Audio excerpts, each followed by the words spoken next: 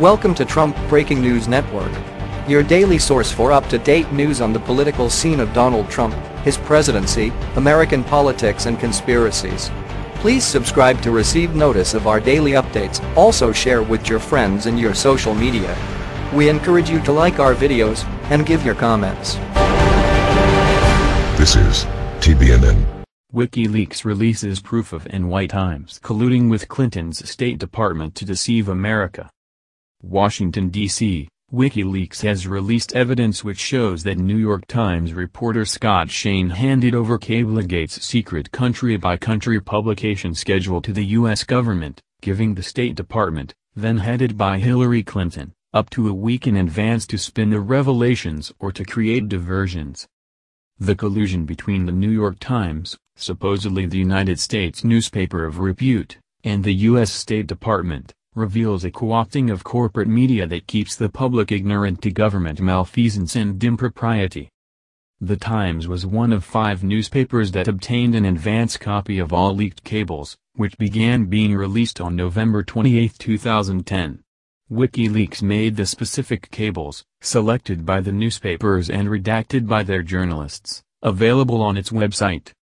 The New York Times initially covered the story in a 9-part series spanning 9 days, with the first story published simultaneously with the other outlets. The New York Times was not originally intended to receive the leak, allegedly due to its negative portrayal of Julian Assange, but The Guardian decided to share coverage, citing earlier cooperation while covering the Afghan and Iraqi war logs. The Guardian, a British publication, was revealed to have been the source of a copy of WikiLeaks documents given to the New York Times in order to prevent the British government from obtaining any injunction against the publication to stop the release.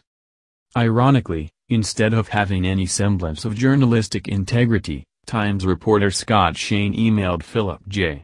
P.J. Crowley, who at the time was the United States Assistant Secretary of State for Public Affairs, operating under then-Secretary of State Hillary Clinton, to give the U.S. government a timetable of the WikiLeaks cable releases.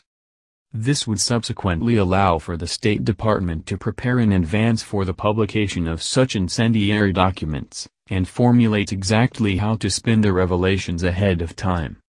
For an outlet that claims to be a beacon of freedom that holds power accountable, the methods employed by Shane seem to intimate exactly the opposite. The Times will work diligently to protect the ruling political elite oligarchy, and help keep the public confused.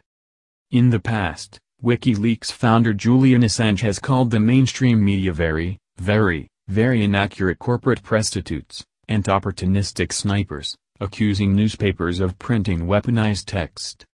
WikiLeaks is very happy that there is a narrative about fake news out there because we have a perfect record of having never got it wrong in terms of authentications. While the corporate press continues misrepresenting information, quoting unnamed and thus unverifiable sources, and even printing flagrant fabrications, WikiLeaks has never published anything that is not true and maintains an unparalleled streak of publishing authentic information in the whole of the organization's existence. When the narrative of fake news came out and was then taken off effectively by the neoliberal press and pushed around, Assange elaborated, "I could see exactly where that was going. I was rather happy about it. What is special about WikiLeaks is that it's not just another damn story," Assange said.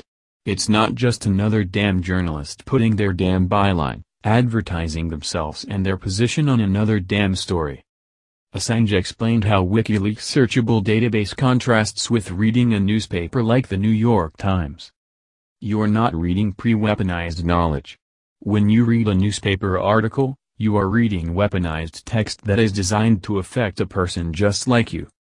So when the New York Times tells you a fantastic story, just remember that this is the same outlet that is sending release dates of upcoming stories that could potentially be damaging to global U.S. government interests, to the State Department.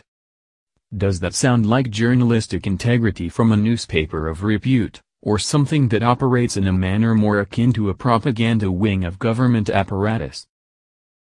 This has been the Trump Breaking News Network. Please subscribe and share to stay up to date on the latest news about our president. Be informed.